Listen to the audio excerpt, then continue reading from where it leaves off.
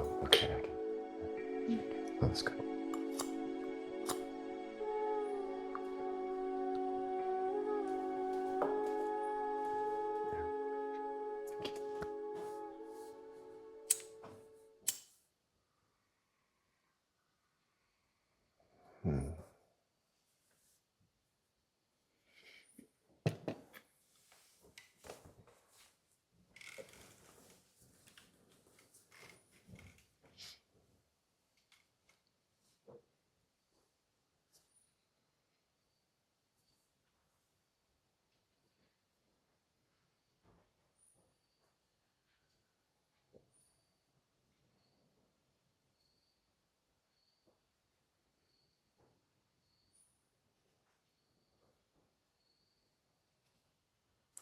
Om Karam Bindu Samyuktam Nityam Jayanti Yogina Kamadam Mokshadam Chaiva Om Karaya Namo Namah. Om Ramana Om Papaji Om Mooji Om Satguru Om Shiva Om Krishna Om Yeshua Om Gautama Om Tare Tu Re Soha Om Tare Tu Re Soha.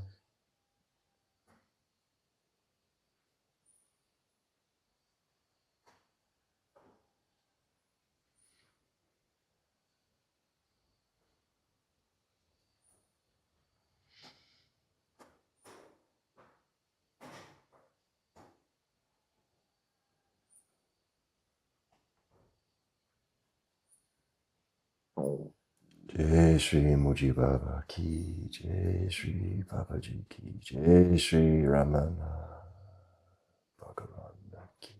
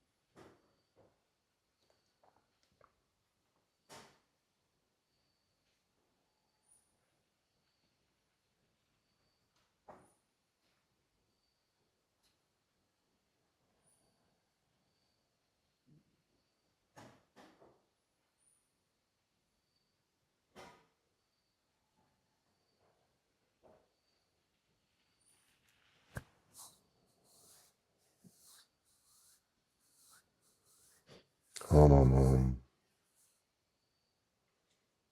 Welcome to Satsang, or Bienvenue.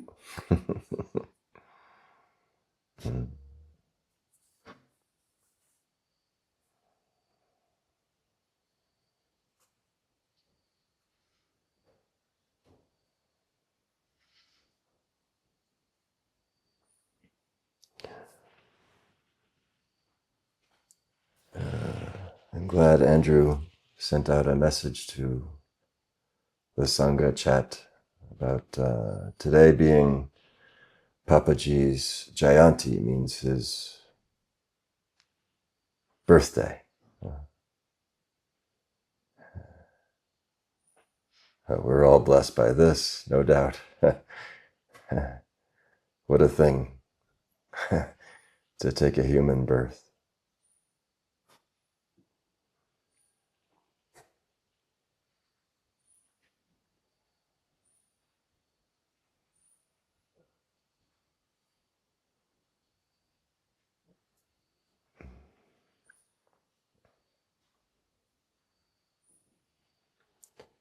This one was always laughing.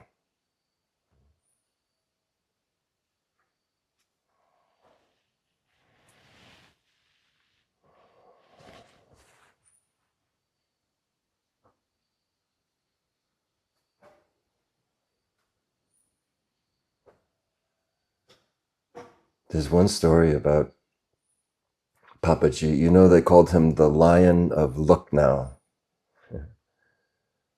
It's, I want to say it's up north of Varanasi. I tried to go this year, but it didn't work out.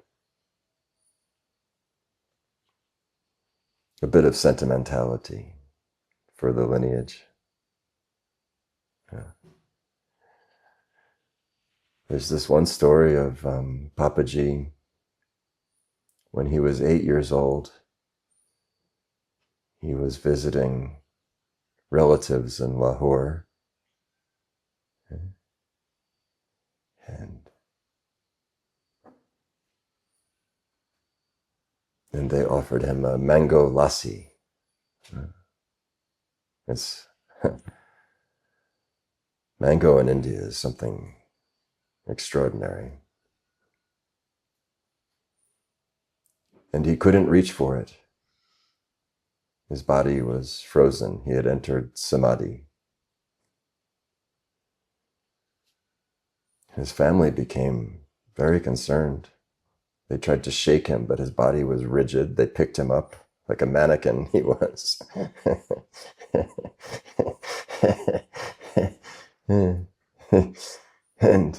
and it's said that they even called for the town exorcist because they were very concerned.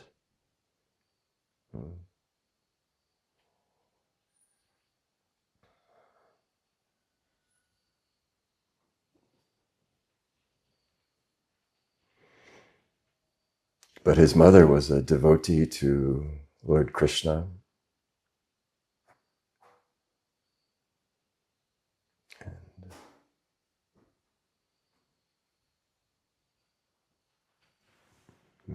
She was quite sure he had a vision of Krishna, darshan, where the Lord appears in physical form, like Jesus did, you know. Very uncommon, but not as uncommon as we think.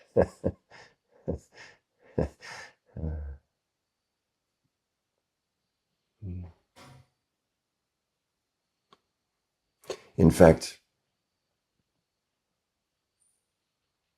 so many strange things happen in these realms of the subtle and spiritual.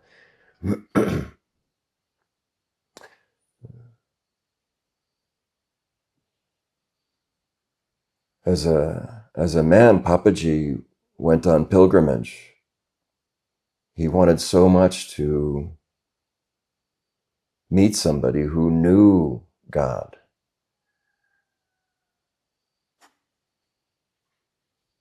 And without guile, just looking for God in the world and asking people, have you seen God? Do you know God?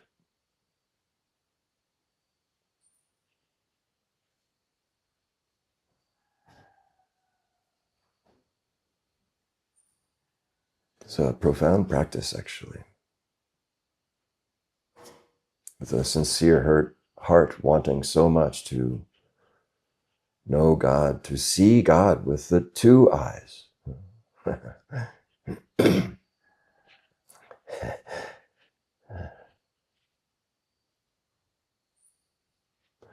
One day, I don't remember where he was, he came across a man and he asked him this question.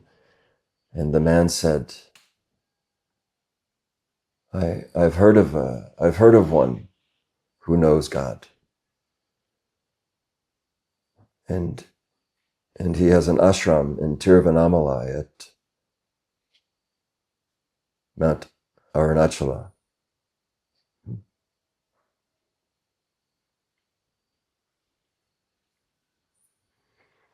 So he travels. And as he arrives in Tiruvannamalai, he comes in and this sage, Ramana Maharshi, is offering satsang. And he comes in and he gets a look at him and he's disgusted, offended, charlatan, he thinks, because the man who pointed him to Tiruvannamalai was this same man offering satsang. He thought it was a good marketing of a charlatan.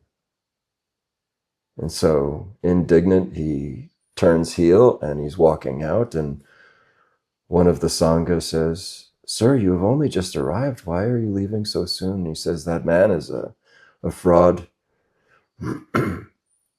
I saw him in such and such place and he directed me here, pretending not to be him." I said, "Oh, yes. Well, Bhagavan has not left here in so many years."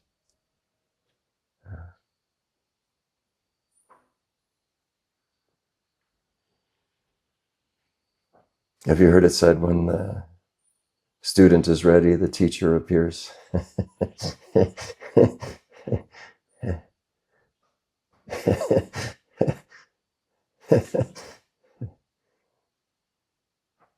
And then he goes, he stays, of course, and stays and stays.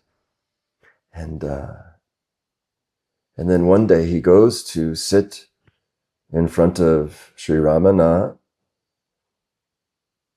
and he's telling him, "When I was a boy, I would take visions of Krishna, and we would play together."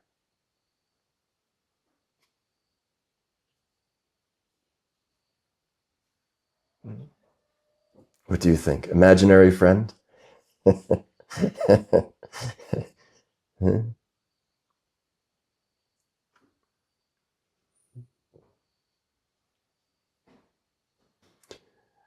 And Ramana says to him, "Is he here with you now?"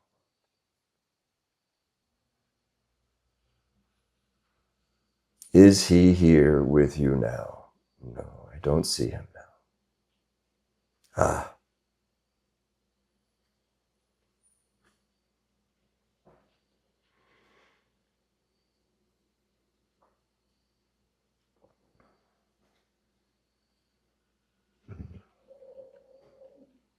What does it mean?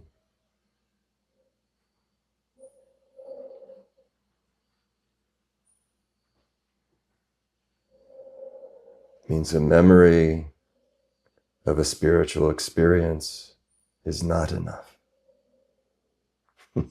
It's really wonderful, though. Yes. Spiritual experience is really what a blessing, isn't it? Whether it's some really just profound synchronicity at the supermarket, or if it's something that is revealed to you in your meditation on the cushion. Such a blessing.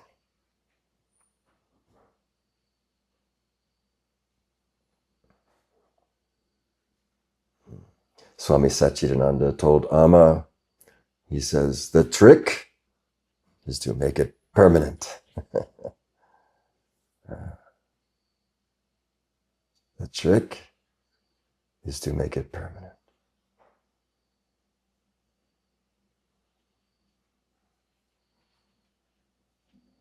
I myself, many years ago, I remember being in Georgetown in Washington, D.C., and probably a bit of lunacy, asking, are you Buddha? Looking. Is he hiding in that woman?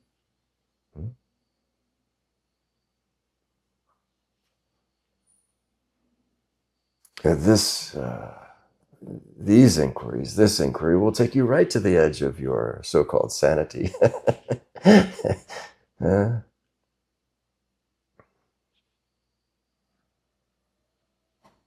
Often people were not amused.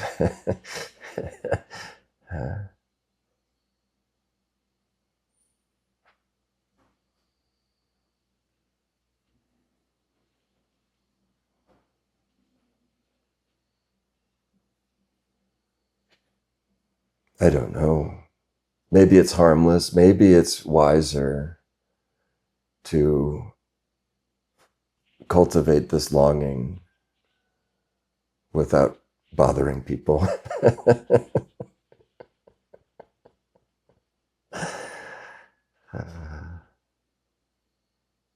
One time in a different neighborhood in DC, I remember sitting down next to a homeless man on the bench at the bus stop. And I was certain that he was awake, enlightened.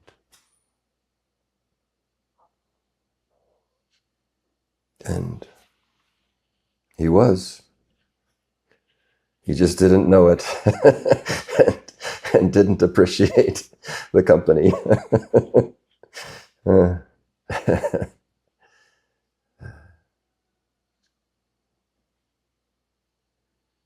But is it real? Is it real in you? This desire for awakening, this on fire for freedom.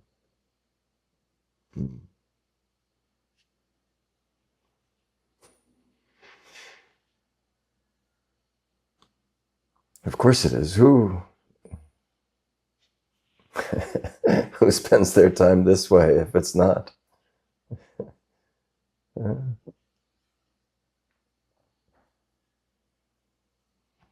Is this a fire that you cultivate, that you stoke?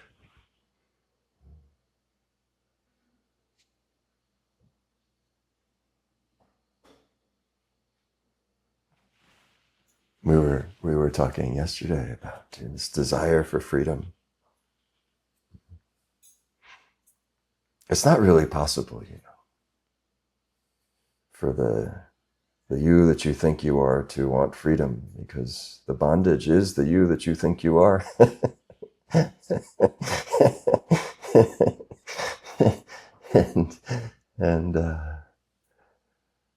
And so what we can really want is an end to suffering. Yes.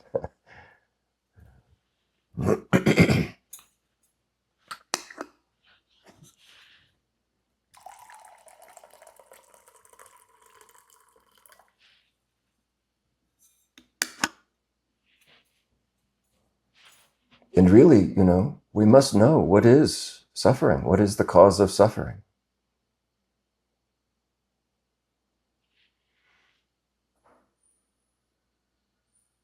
If you don't understand what is the disease, the uneasiness,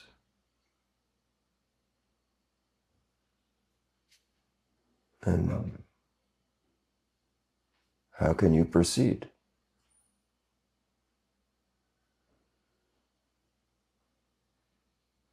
We must know what is the predicament that is suffering. That is samsara, that is blindness, avidya, sin, ignorance. These are all synonyms, the same.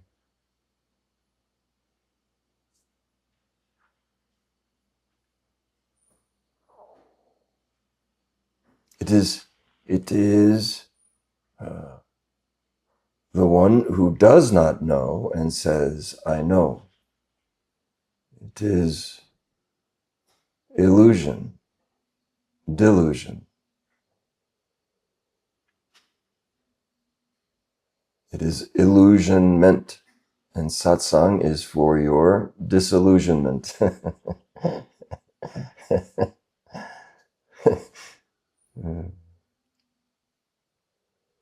You will be so happy.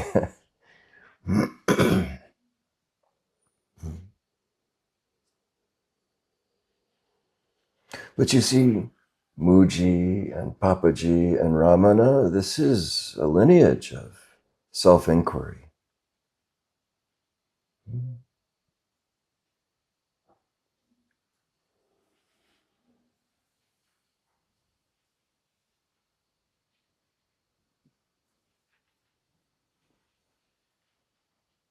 Means, what's really happening here?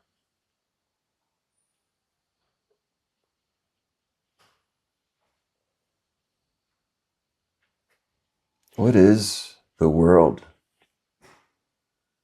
And who am I in it? You see?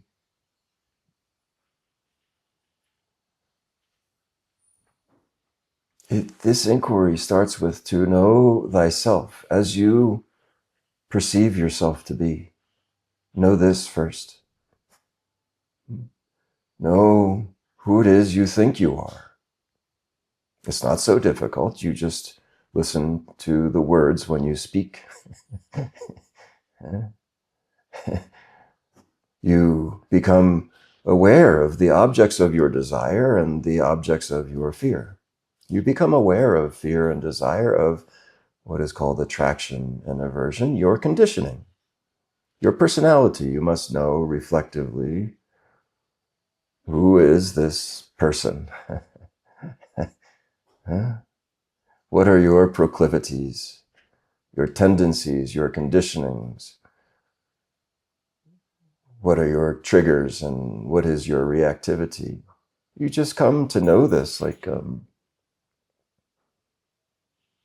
this is just like very simple, like taking an inventory.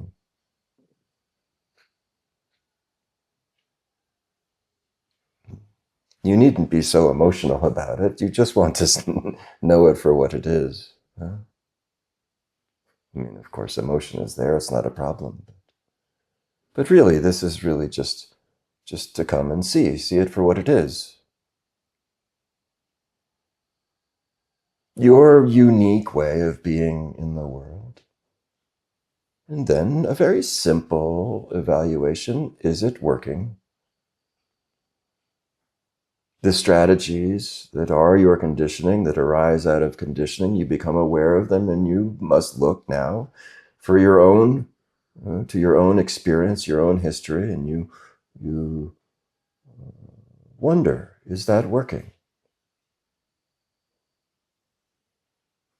Or am I continuing compulsively to do the same thing over and over again, hoping to get a different result and not? Change of scenery, set change, but then the same drama ensues. So we come to know this. This is self-inquiry. And in order to do this, we often have practices. We create a framework called sādhana, whatever is your particular. You wake up, you have your practice, you do your service, some mix of meditation and service and some devotional practice, some contemplation.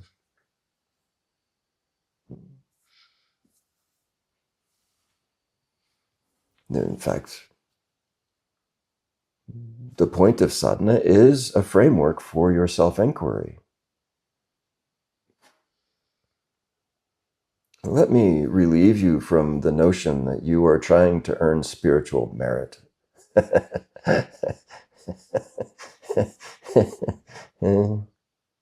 It's a thing. It's a thing. But And, and it works very slowly and painfully. And anyway, you might as well, because as long as you're paying attention, then it's good. Let's take service, or what's called karma yoga, for example.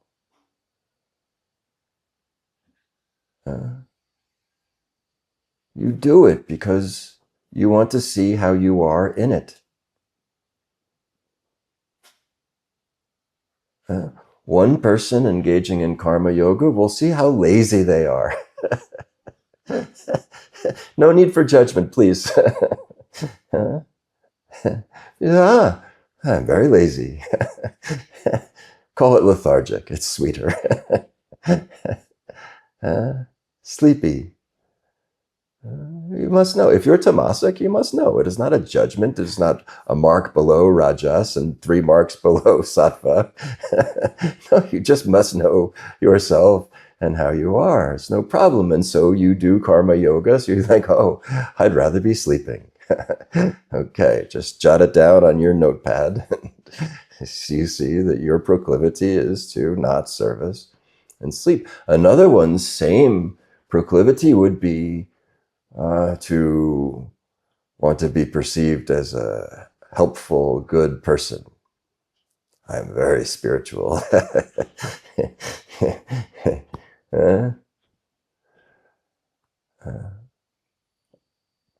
Or they would want to earn some merit to ascend in the organizational hierarchy of ashram.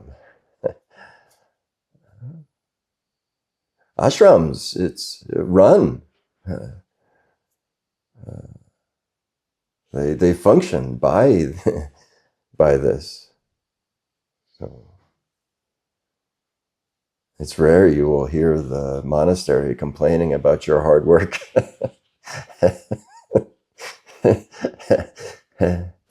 And it's good, it's good for you. Service is probably one of the best things we can do, actually. But the most important reason is so that you become aware. You become aware of you.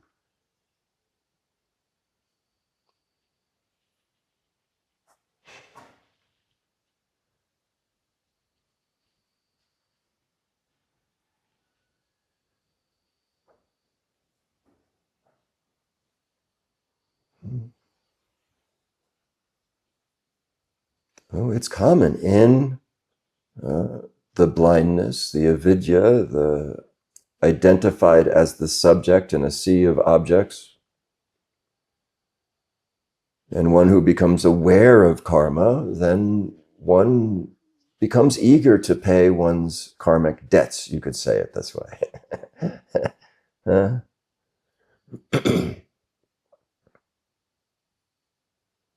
Serving time.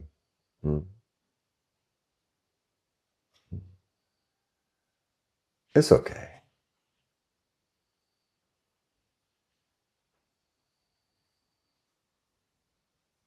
And it's true. And you can navigate through your karmas in this way, and it's true.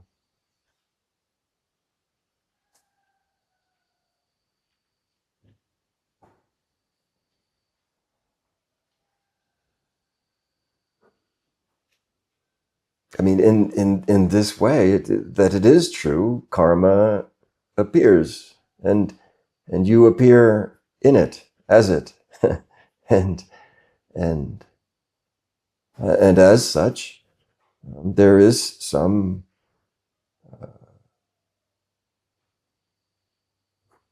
shifting strategies of karmic curation.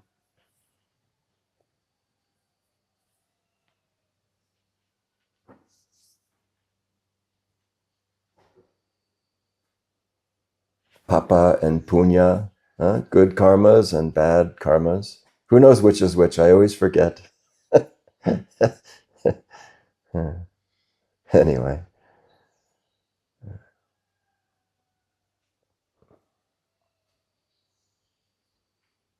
So you do good things and you earn points on your karmic ledger. Santa Claus knows who's naughty and nice. He's keeping a list, I think, and checking it twice. Is that how it goes?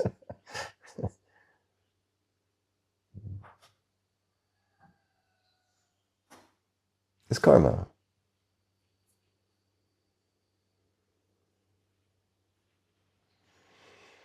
And as you're doing inquiry, you might as well be good, do good. Might as well. But really, the whole reason you give, love, serve is to be gently against the grain of your conditioning. Because this friction of moving against the grain will reveal to you the source of your suffering. You see? Fine. Do good things. Be generous and loving and serve with humility. And rewards will come. This is a certainty. Maybe even in this very lifetime. The time is too complicated for you to know how it will work, but it will. I mean, this is in the world of cause and effect. Every action has an equal and opposite reaction. This, I think, you probably learned in elementary school. This is how it is in karma, in cause and effect, in time and space. But you see, inquiry is so that you can see yourself in time and space, know all of your habits, all of your desires and your fears revealed to you, and the seeds of these things, and you will see from here out of which all of your strategies for being in the world arise. And then in this inquiry, is it working? If you're paying attention, there isn't any other conclusion other than no. It is not working sufficient to my sense of happiness. Because there is no place in cause and effect where there isn't some limitation imposed on you. And the natural, the desire of desires of the soul is to be limitless, without limitation. All of your problems with authority come from this natural desire to be without limitation. But authority is not the problem. It's the one who feels limited by it. This is so.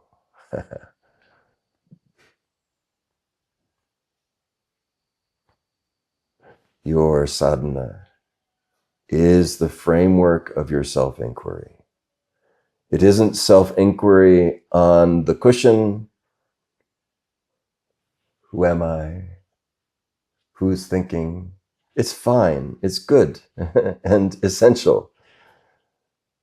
But this moment right now is for you, for you and your inquiry. How are these words landing? How am I responding to it? What's happening in the nervous system? What's happening in the mental landscape? What are my emotions? How do I feel about this? Do I want to be running away right now? Do I want to be coming closer? Am I bored? You just see it. You just see it just to know it. And then when you leave satsang and you go into your Monday, it is for that. Your whole life is to reveal you to you. First, who you think you are, that you are not. The world is a mirror to all of the past. You could say that from the standpoint of karma and past thought, word, and deed, now the fruit, this is the fruit of that. Seed, root, branch, fruit of your life, of life.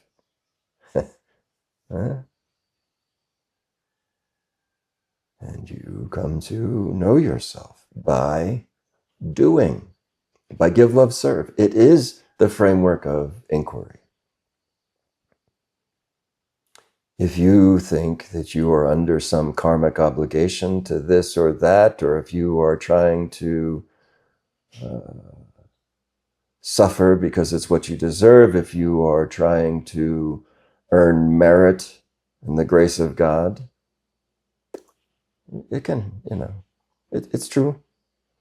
But forever you will be in the realm of good and bad, up and down, right and wrong.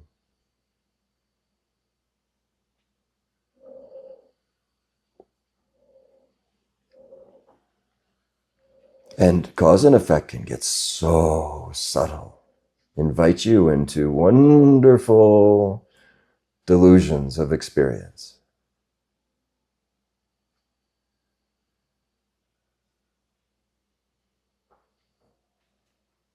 Invite you into such wonderful dramas of fear, of good and evil.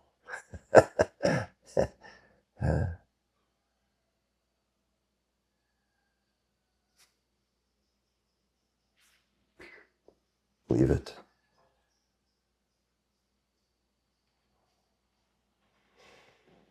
When you see through and through, then come back and play in it after. You won't.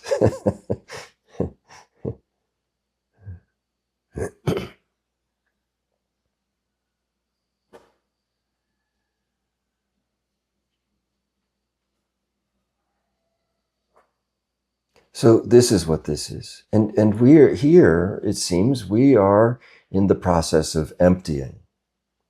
Many in the process of emptying to these conditionings.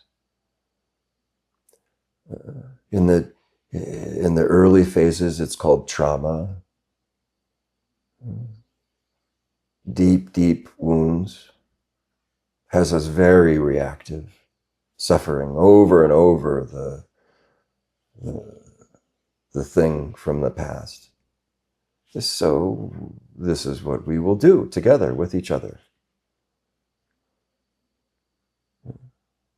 But to be clear, it is to be free of it, not to luxuriate in suffering.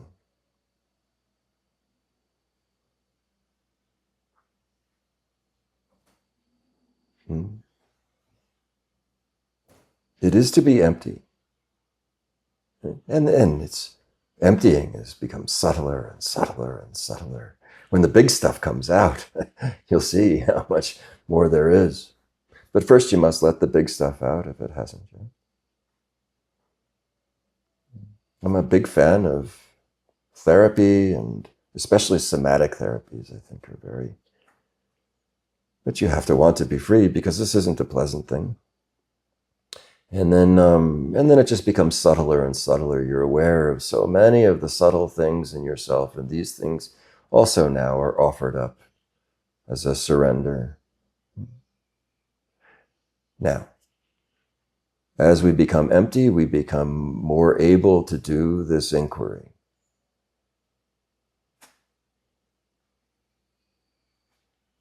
It isn't really possible before.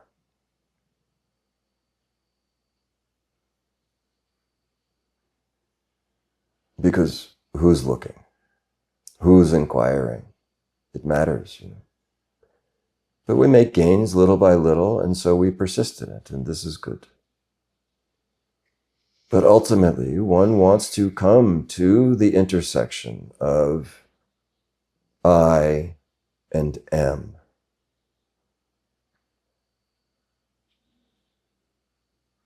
It's curious, I've never said it like that before. The intersection of I and am.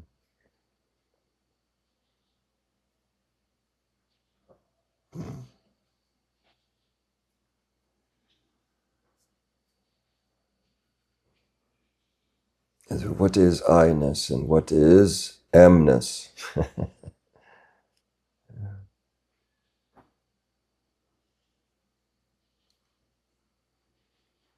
You want amnesty. Oh dear, what's happened to me?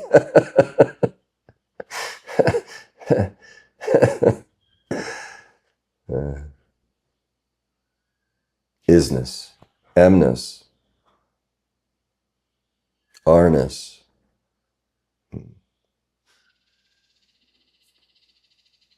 Amnesia. Yes, very good. Yes. Very good.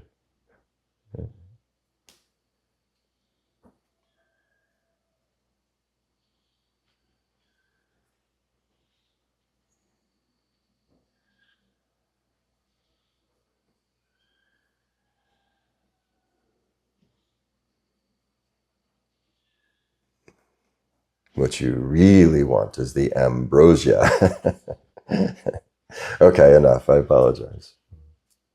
So this intersection between I-ness and isness, and then what I and is, what arises out of this, I am ... Don't touch it.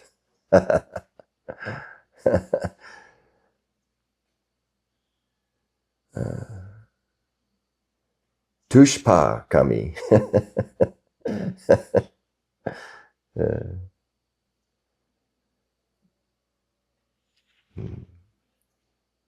I'm teasing Kami Sita. She's back in France. Okay. Well, to thine own self be true. Apply yourself in the world. Give, love, serve, and pay very close attention to the you-ness in it. All of your habits and all of your strategies, you must come to know them. And when you come to see that they aren't working the way you had hoped, then you will begin to attempt to discard them. You will see they're not easily discarded, but you persist in it by give, love, serve. This is not fun.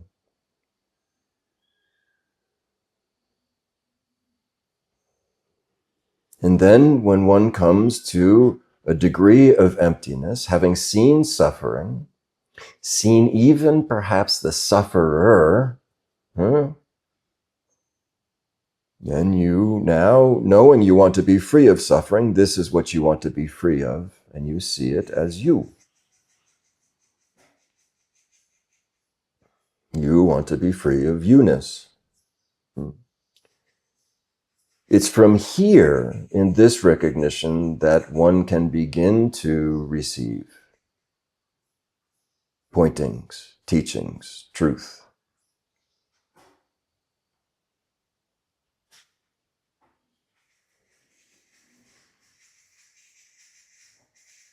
This is what yogis call Shravana. The prerequisite of Shravana is empty.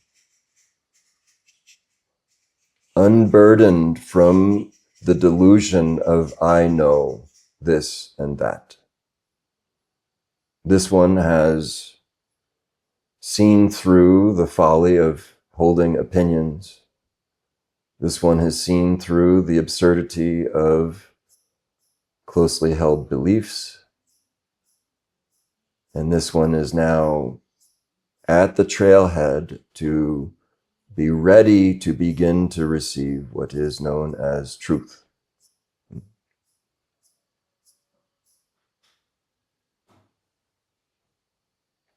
No, it's not so linear, actually, which is good news for all of us. It's a bit dramatized in the linearity of it, and but so you see it. But no, it's so fluid. 3 steps forward, 1 step back, 2 steps forward, 4 steps back. Yes. Just keep coming, keep coming, keep coming. So you must know the cause of suffering. You must know the one in you who identifies as the sufferer, who clings actually to suffering for its existence.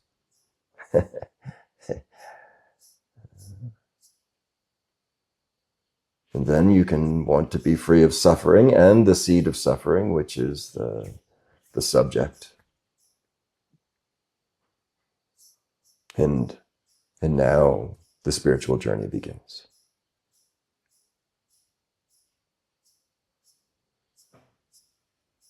This is the trailhead, and the ascent proceeds from here.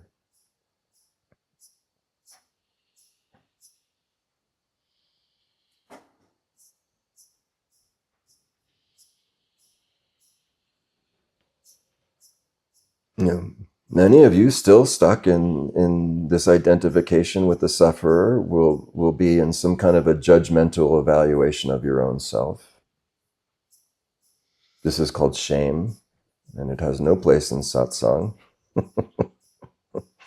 Nothing I ever will share with you is meant to shame you, but you will find that you will hear things with the ear of shame and be self-critical.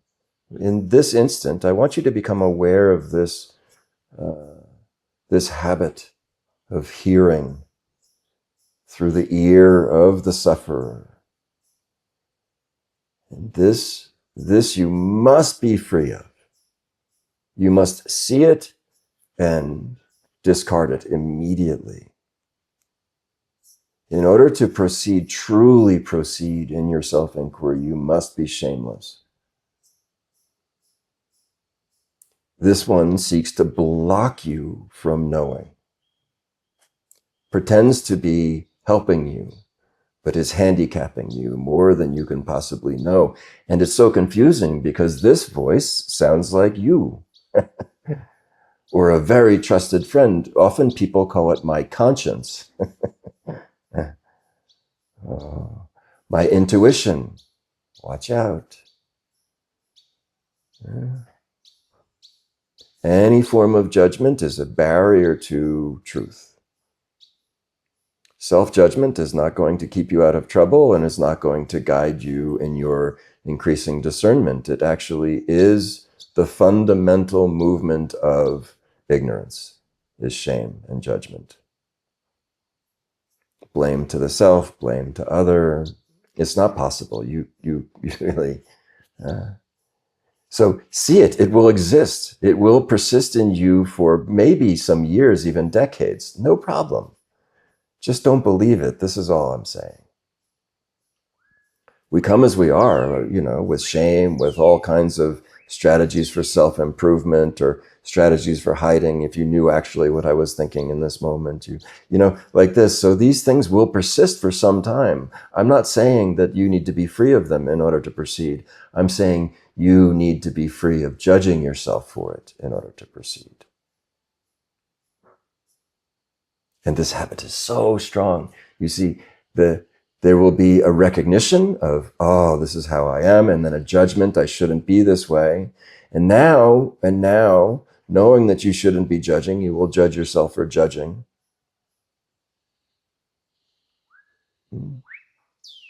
In a way, you could say that all of time and space and all of cause and effect is actually this, the reflected light of judgment that keeps it all bound, like two mirrors closely reflecting each other, creates a mirage. That seems so real.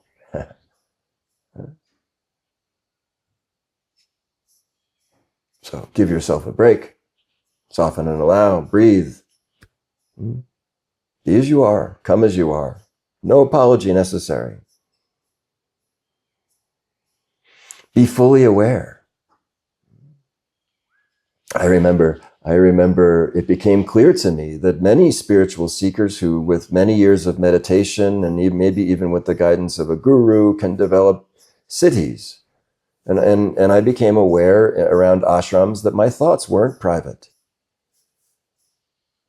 It's not uncommon, especially for acharyas, for sannyasins, to have this ability to... And I thought, well, if I could control my thinking, I wouldn't be here. Right? I wouldn't need the ashram. And so what am I about to start hiding what I'm thinking behind mantras in order to obscure my thinking? No, absolutely not. I will no longer pretend to be anything other than as I am in every moment. This is some years ago I came to this, and it was clear to me. It wasn't some fantasy. I saw evidence of it. We like to think for the most part that the ones that have this ability have come past their own judgment. It isn't true, I'm afraid to say. Suffering the so-called discernment of the subtle. But anyway, the point is that you are as you are. Why apologize? Why hide? This is the fastest way to be free of all of it. Unapologetic, unashamed.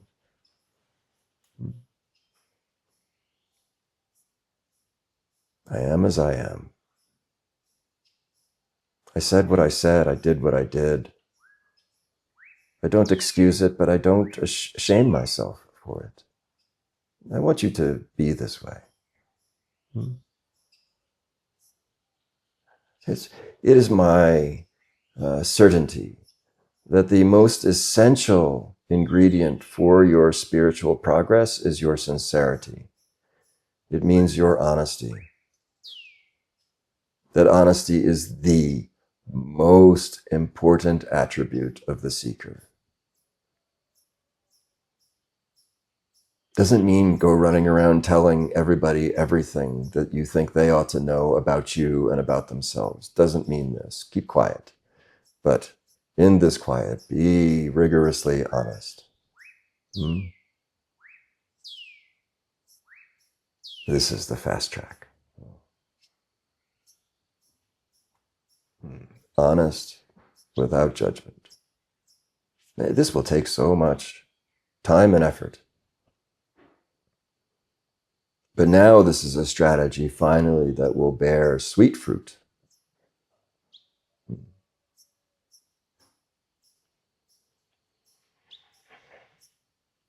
Sweet fruit, ambrosia.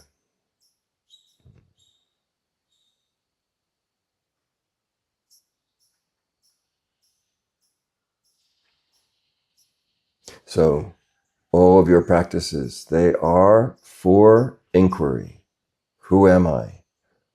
Who am I that thinks what I think about myself and about the world?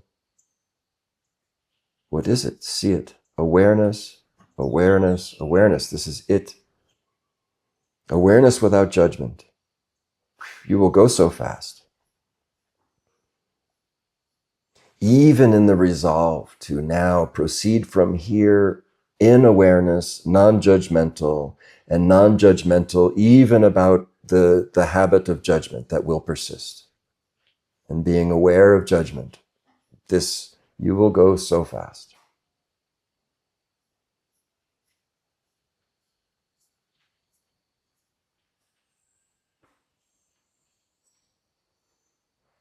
It turns out this is, on reflecting on Papaji, and I watched a little bit of the video this morning even that Andrew sent out to us. Thank you, Andrew. It was so wonderful.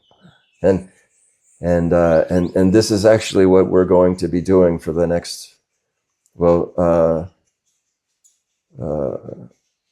this weekend retreat coming up is why do we suffer? It's emptying. And then we're going to explore Shravana. So emptying, receiving, digesting, becoming.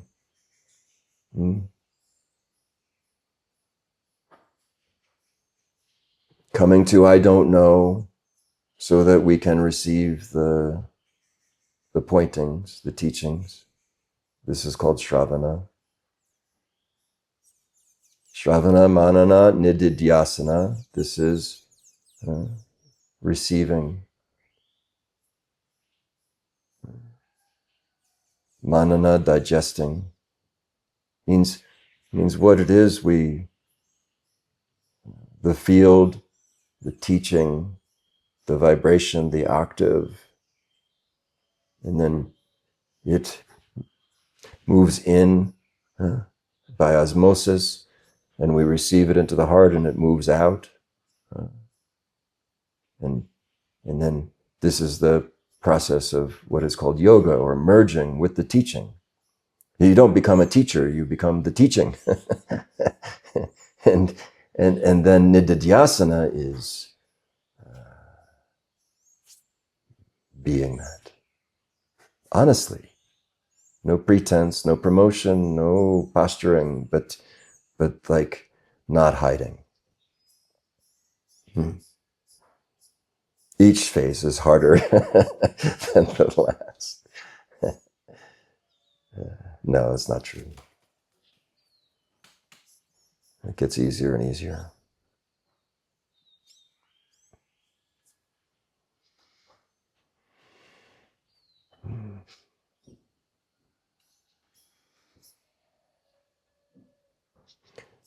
Mooji went to Papaji. He went to Lucknow, kind of eventually made it there despite himself, really. and he said he sat in satsang and he didn't understand anything that was being said. Didn't understand the questions, didn't understand what Papaji was saying, but he just liked to be there and it was fine. He was not a voracious reader. He said if a book didn't have pictures, he didn't see the point.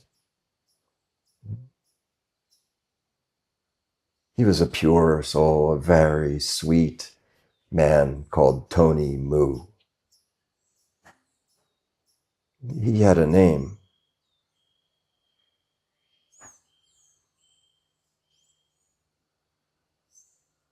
Anyway, so he didn't understand so much, but he was there, and then he was a bit shy too. Sweet, shy, good, wholesome like this, I think. and much more so than Peter Langdon. Tony Moo was very wholesome, and he mustered his courage to write a letter, in satsang with Papaji. Mostly people would submit their questions in writing. And so he did this, and, a lot of anxiety, as you can imagine. I remember the first time I went to put my question to Mooji, it was, it was terrifying. And I think I remember it like this, that Papaji doesn't even read the whole letter. And he says to Tony, he says, if you want to be free, you must disappear.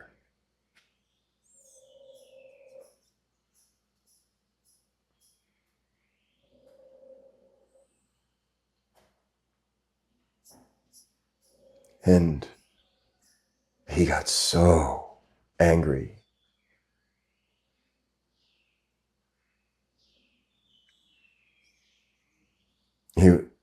He wasn't so unwise to be angry at Papaji, but he became so angry and so disillusioned and so frustrated and packed his bags to leave Lucknow.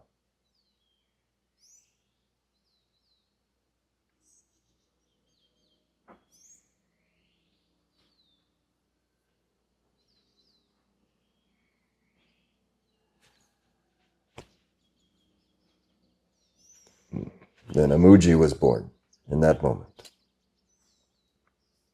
I think Andrew said there's some video. You can look in the chat. I didn't get to see the whole thing. Okay. Forgive me, I've gone on and on and on this morning. So please, for you, what is it that you would like to share from your contemplations, from your observations, your own inquiry?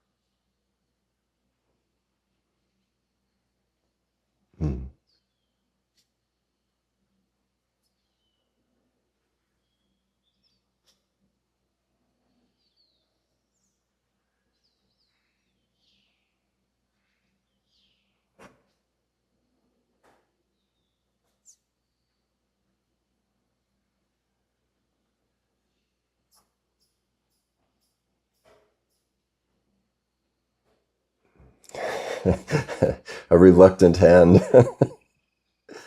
Andrew. I was trying to see where the inquiry was coming from before I put my hand up.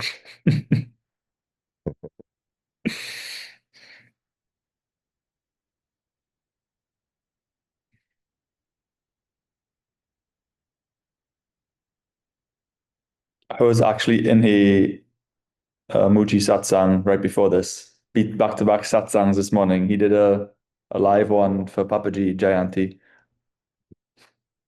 And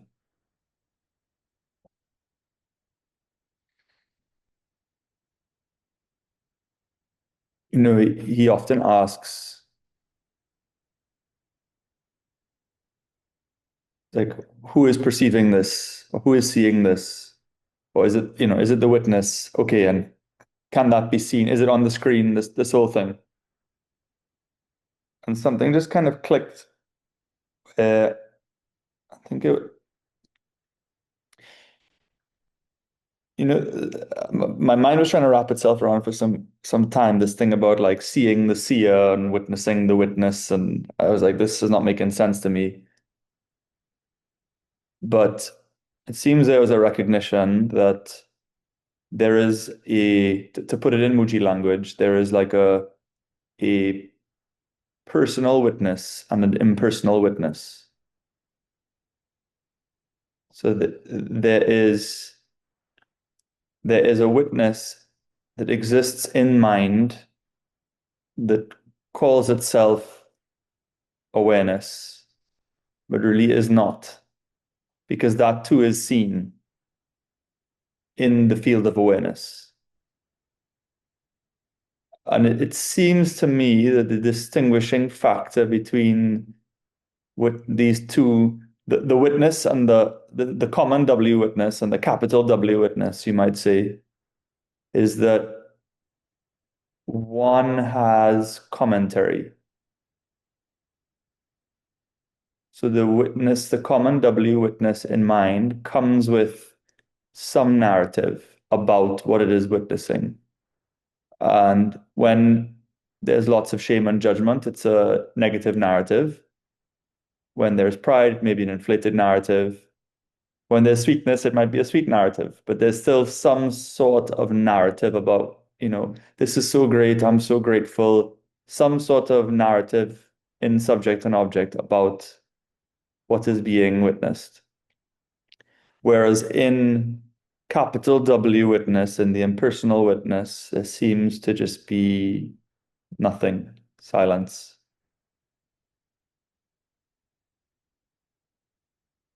I was wondering if you could speak on this, Mm. or if we could inquire further into this together, I should say. So, mind is reflective.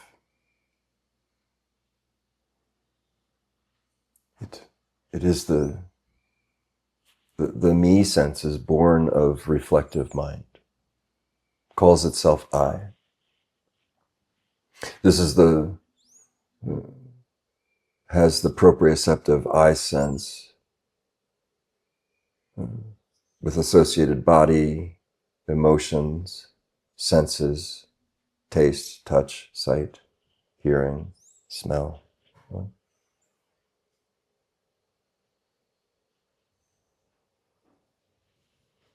This I is the subject.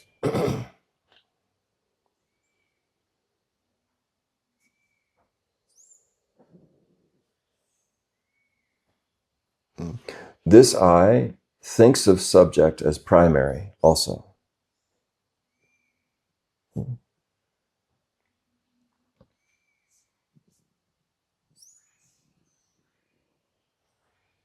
And as you say, it's exactly as you say, so many narratives, so many different positions to take on the scene in play in the mind. can stand here and see the sweetness, can stand here and see the bitterness, can stand in it and feel the oppression or feel the relief.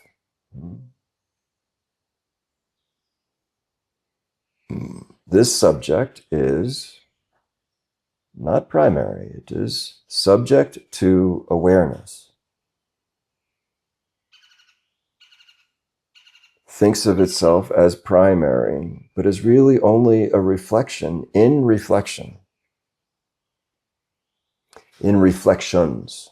Maybe that's better, easier to see it this way. A mirror in a hall of mirrors calls itself I.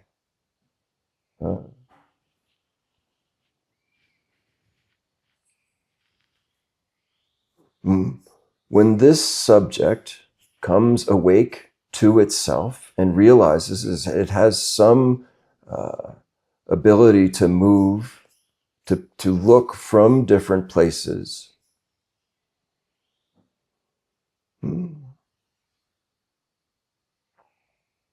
it will see the relativity, the subjectivity of the subject, and will know it is not primary. One can circumambulate the object of attention and see it from every angle. This is what Hawkins, Doc, calls positionality.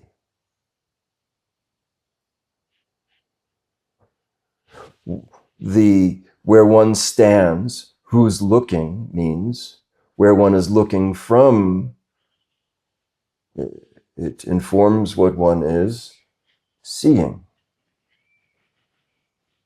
And so what is seen is not the full truth. This is the parable of the five blind monks and the elephant.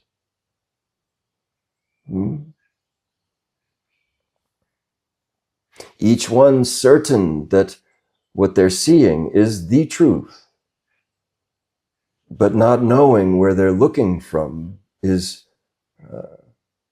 the relative subjective positionality of perceiving. And it is narrow, myopic, it is entranced. One is mesmerized in these angles of reflection. So one comes to life in the subject, we could say, awakens in the subject, and then begins to look from different places, to view the scene from different perches, from different seats of awareness. In this comes to see this is fallible, unreliable. The personal expression of this subject awareness is, what could I say? What could I do?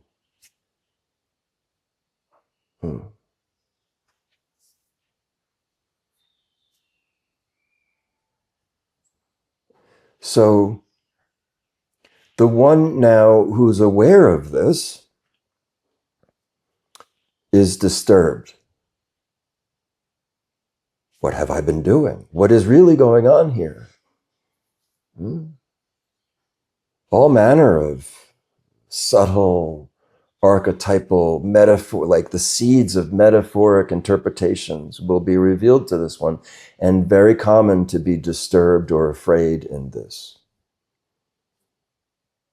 This is nothing more than a conglomerate of reflections reflecting on reflections.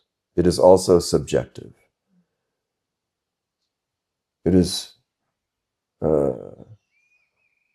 the reflection claiming to be witness, because there is a story about all of the stories. It can become so very subtle. it can become so subtle that you see a 0 and a 1, and you will know the entire story of the world.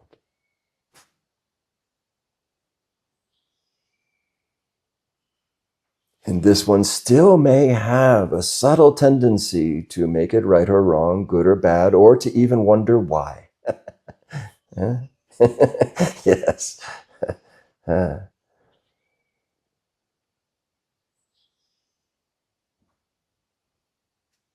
So,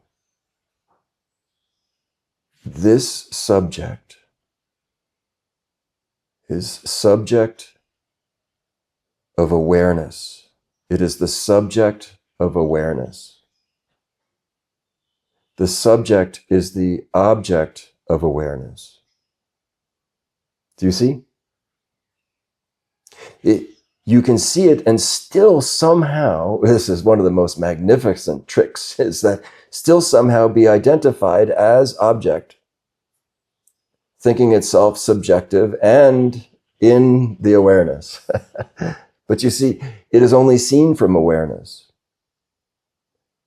And it is not colored. It is uncolored. It is vairagya.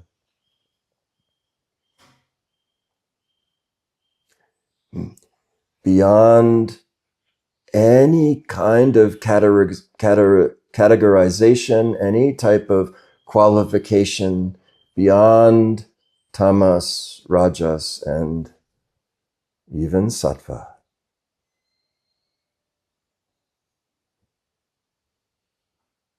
Uncolored.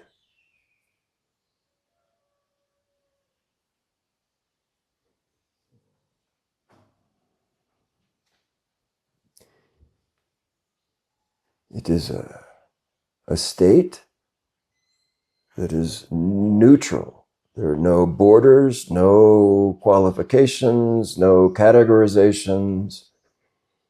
This, to the subject, is called boredom.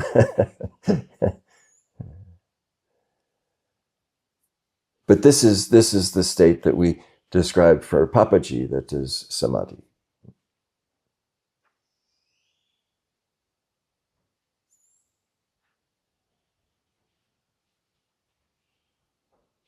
So awareness for a very long time is a bit like a stacking doll.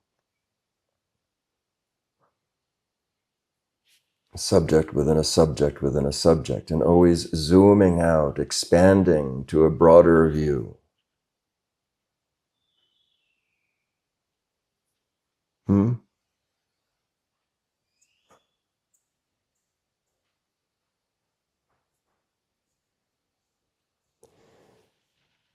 To put it in the language of David Hawkins, the best as I understand how he expresses it, the subject is identified in and with the content.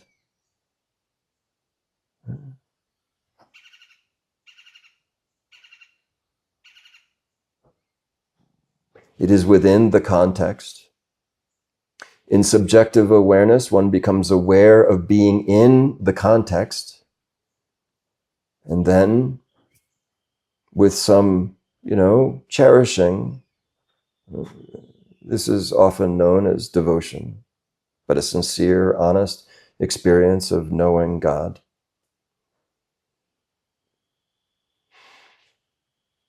And then there's a shift.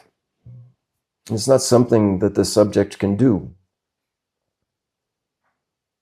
It's not even something that really happens, actually. It's not demarcated in time and space. But a shift nonetheless, somehow, and then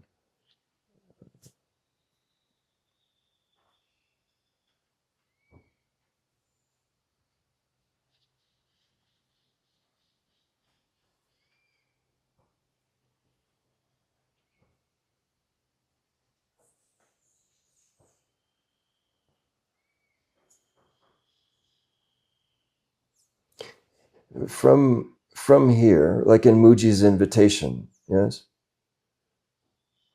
the past is dropped, future is dropped.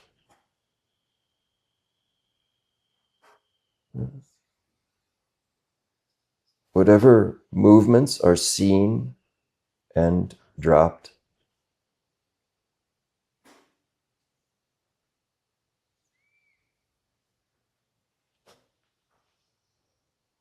In neutral awareness, maybe some early movement and impulse to reincarnate,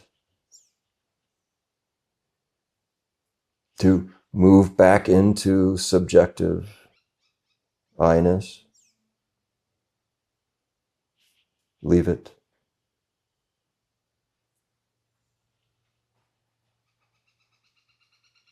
Having reincarnated the subjective I-ness, drop it again.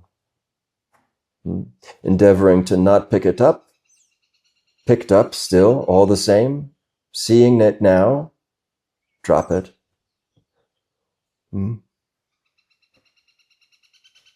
Not as a problem, not as a rejection, just as a...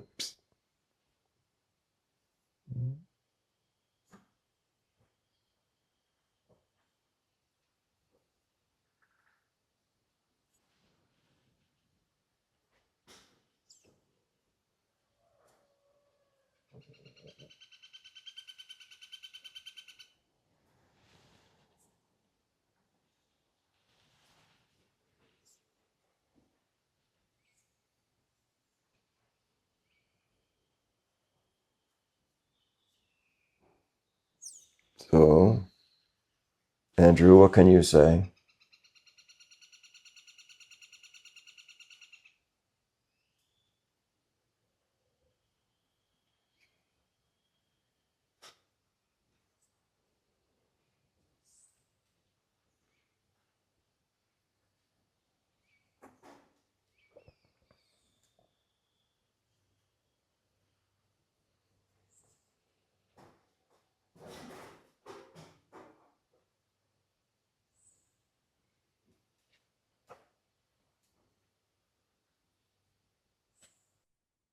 Nothing.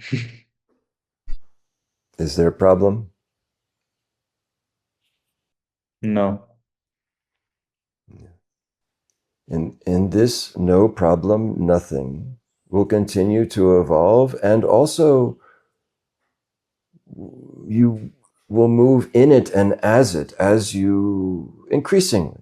First, we're drawn into the gravity of the world and it happens, but it isn't a problem actually.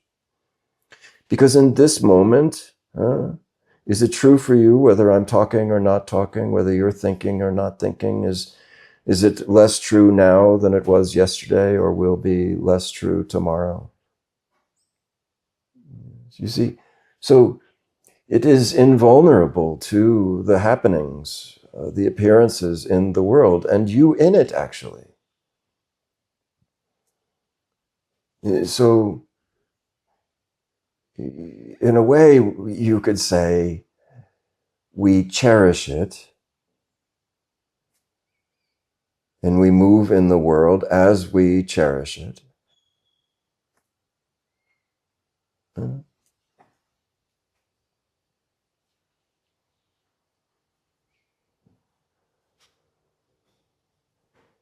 I like to think it's like holding water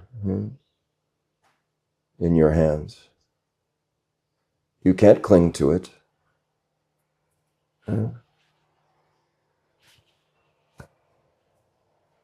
And if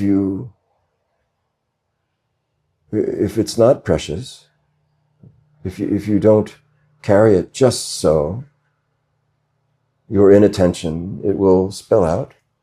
It's not a problem.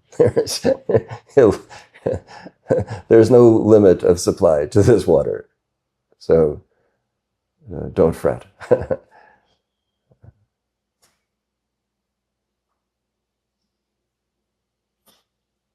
My suggestion, drink it. So much easier to carry this way. It's like honey. Yes, do you taste the sweetness?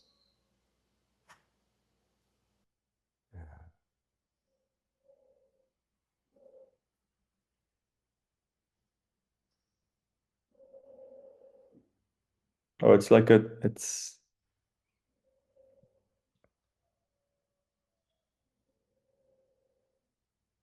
like a song.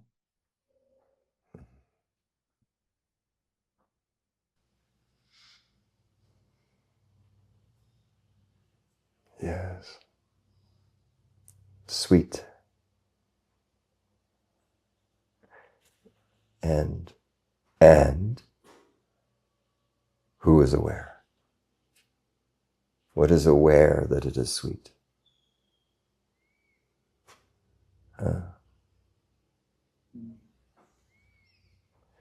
Is the sweetness now diminished?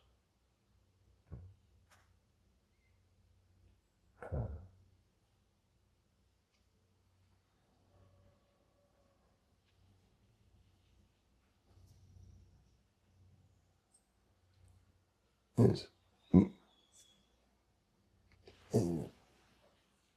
When this is, and it will be, if it is precious and you carry it like this and drink it, you become it, and then you abide in it as it, you yourself are contextualized.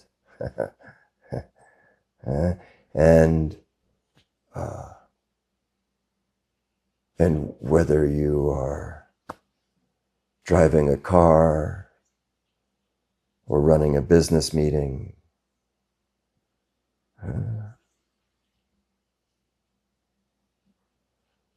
whether you are praying or sitting on the toilet, it is not different.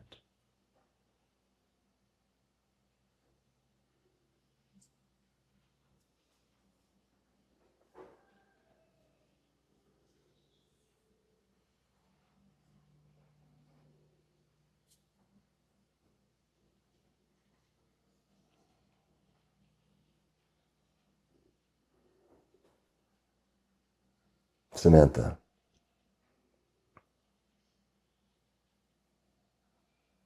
I think I just got a little lost in the metaphor, so I just wanted to ask a question quickly. I think I got confused by the idea of two witnesses, but am I hearing you right that when you're talking about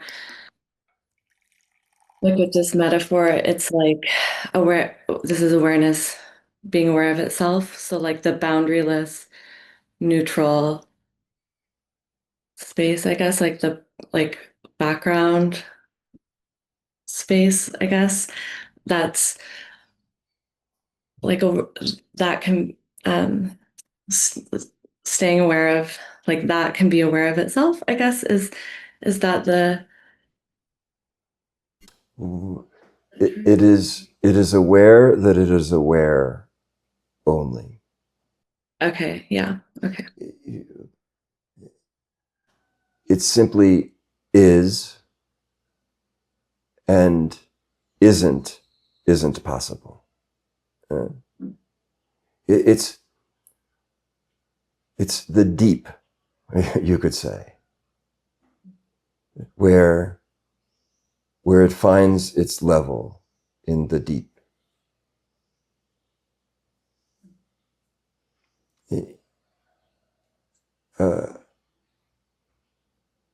The seer remains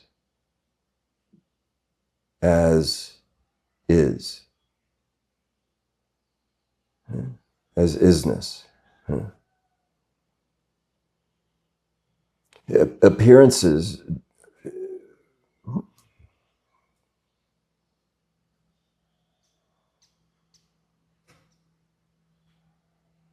are seen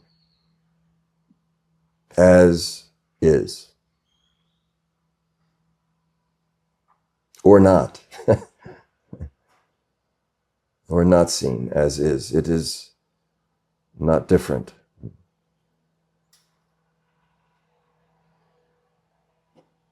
This becomes, you could say, the backdrop, but this is also a subjective awareness, or the ground of being. It's often referred to as the ground of being. This is also a subjective awareness of one. But then But then there's a primary awareness that these are inadequate of expressing, but do as good of a job as can be done. Yeah. It's why these are often called pointings and not teachings, certainly not instruction.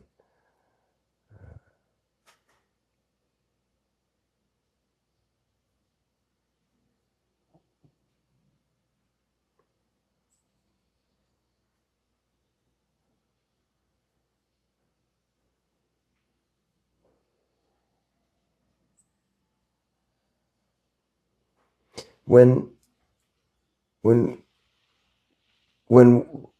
we've come to see the positionality, the various reflections in mind, and see them as unessential, unprimary, as echoes or reflections of past, our ability to identify with them will fall away.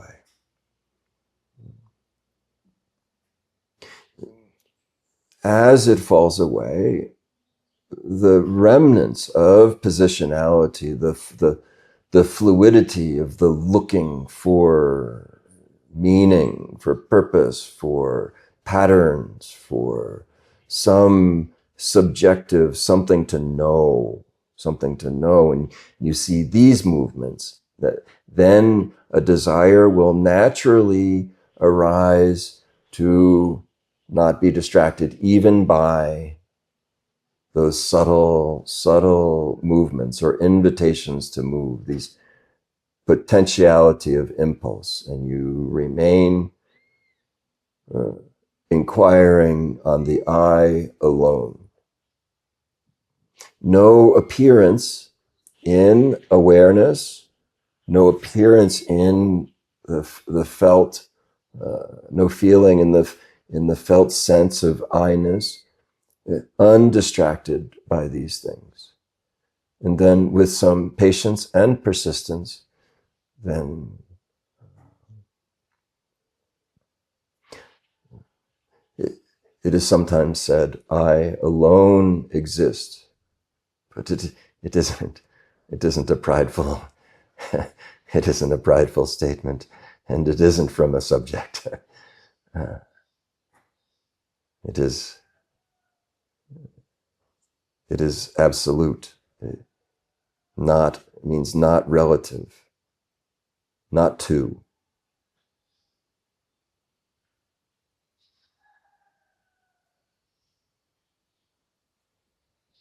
The thing that maybe has been the most astounding, it is so engaged and intimate, really personal even, very intimate and enthusiastic in the play. Now, maybe this also will fall away. We'll see. But this has been a great surprise, is that it isn't.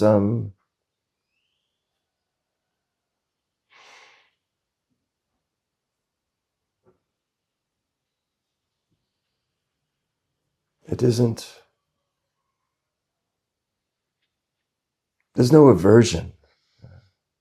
This, I think, I mean to say. Or if aversion appears in the subjective reality, then it is also seen, accepted from the place of neutrality. This is sahaja samadhi, means you're still in the world doing, talking, means in the world, just not identified as the subject.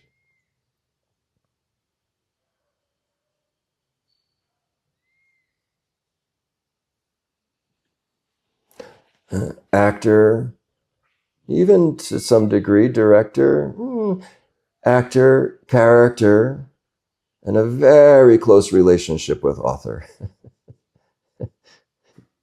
And that also is seen. Okay.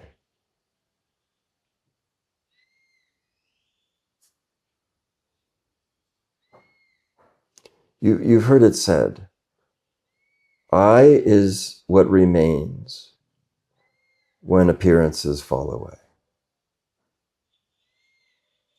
Appearances fall away when your interest in them, your attraction and aversion in appearances falls away.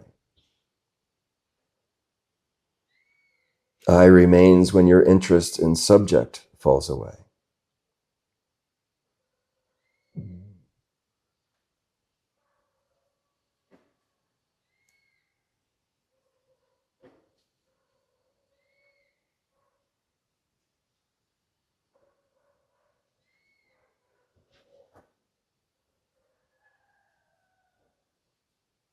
In this very moment, the only thing that gives you your sense of I-ness, your sense of awareness, your ability to hear and see me, to smell what's in your room, to feel the air on the skin, is this awareness. It is all borrowed.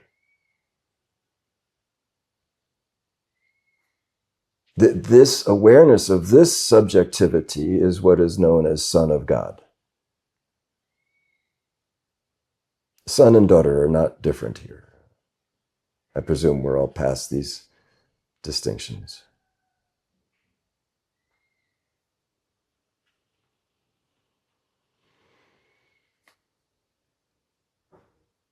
Sitting at the right hand, like that. And in the world, but not of it.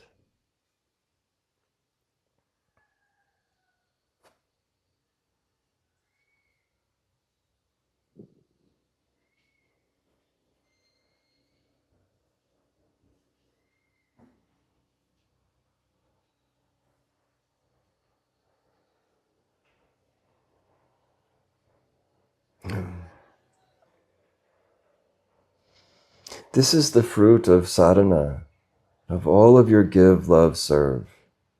Service really is the best framework to see what's happening here and who I am in it.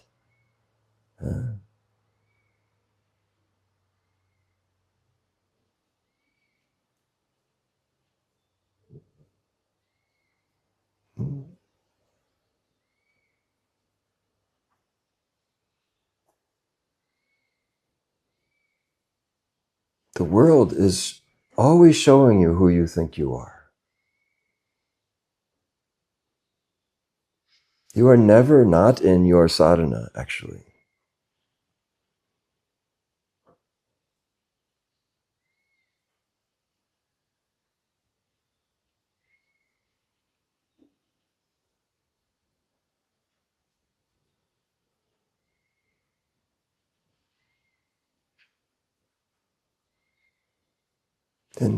And there's a gravity, a seeming gravity in the memory, the familiarity, the sense of comfort in our discomfort, our identification as the sufferer that needs this all to persist and be real. This will persist. The gravity of this will continue to pull you back in, and it isn't a problem. The moment you see that you've been pulled back in, that you've let the water drop by your inattention, giggle. Just giggle. Laugh. It did it again.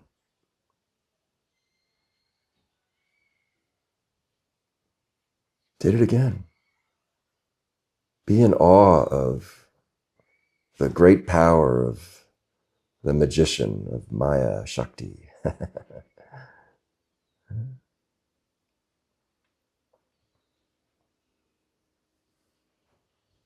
And then come back. Keep coming back.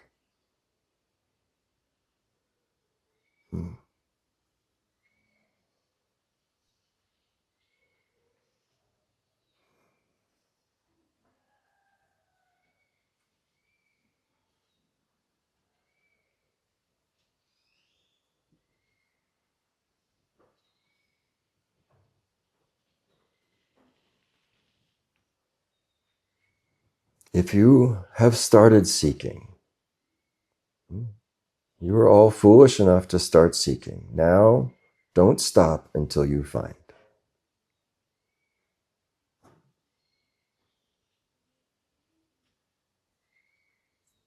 Don't stop until you find, because it will just prolong the discomfort. You think it's uncomfortable to be in inquiry, to be in forgiveness, to be in surrender. I tell you, it is nothing compared to the eons of suffering that await you if you continue to avoid it. uh,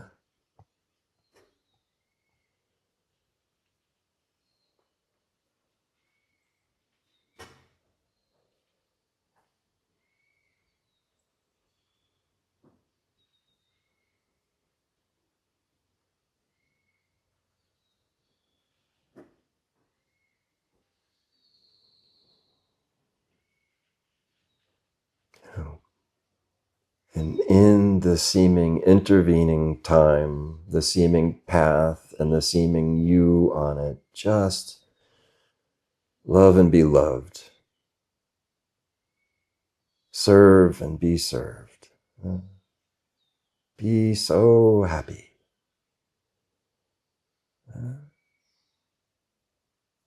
Somebody reported to me the experience of feeling really glum and dejected and in a bad mood, and then just deciding, I don't want to feel this way, and stood up right away and went and did something in their kitchen for somebody else.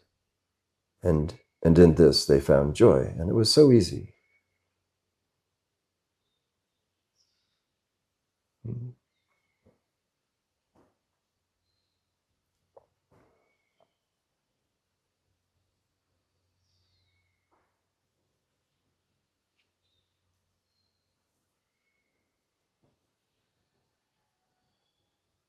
If you're stuck, depressed, frustrated, dejected, do something kind for somebody.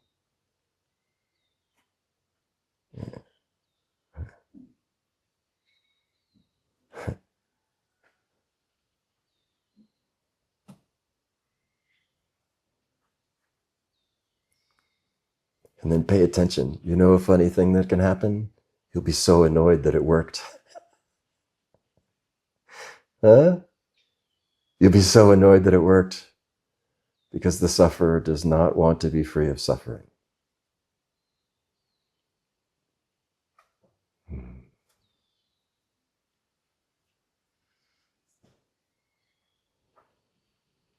All of it in the end is just identifying with reflections of reflections of reflections of reflections.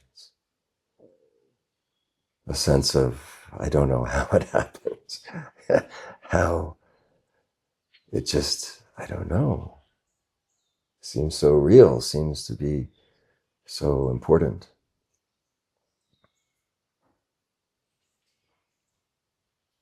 But in the end, you will laugh with love, and you might as well start now. Time to practice the laughter that is inevitable.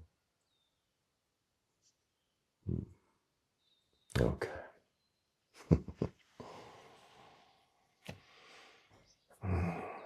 No, I hope this was somehow, I don't know.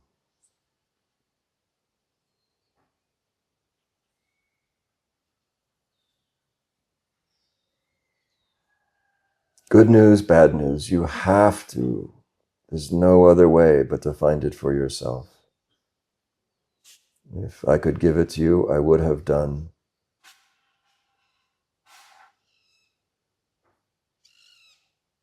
But as Mooji says, the good news of this is that if somebody could give it to you, then they could take it away. Reflect on this. It cannot be given to you, and it cannot be taken away. You come to see, to really know what this means, then you will be fearless and free.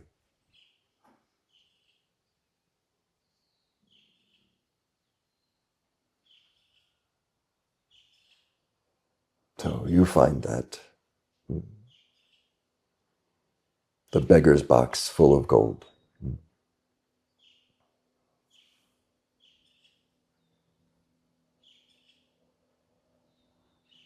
Having started seeking, do not stop until you find.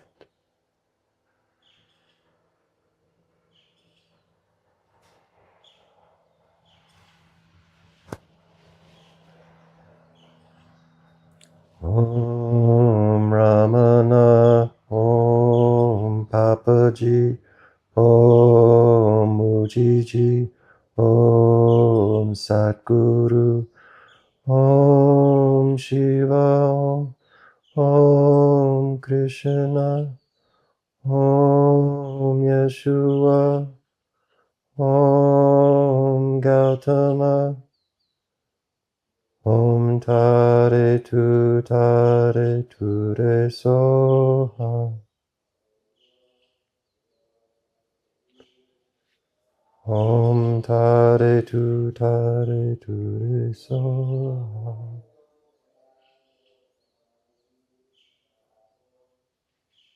Om Shanti Shanti Shanti.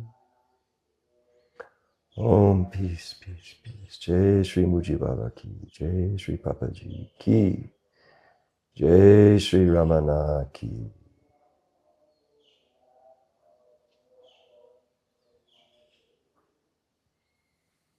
The love you seek is the love you will find.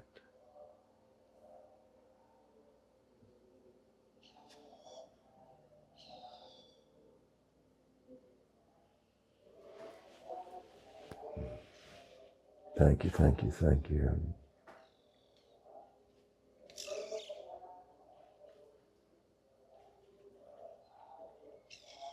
What is it like without a Papaji? Huh? Huh? What is it like without a Papaji? Is there a Mooji without a Papaji? Huh? Oh. Thank you, thank you, thank you. You see? Thank you, thank you, thank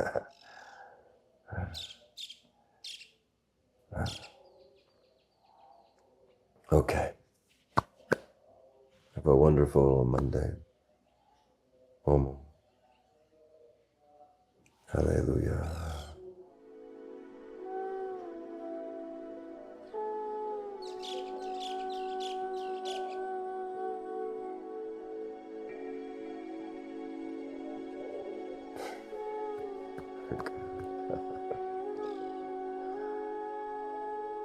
Yes, yes.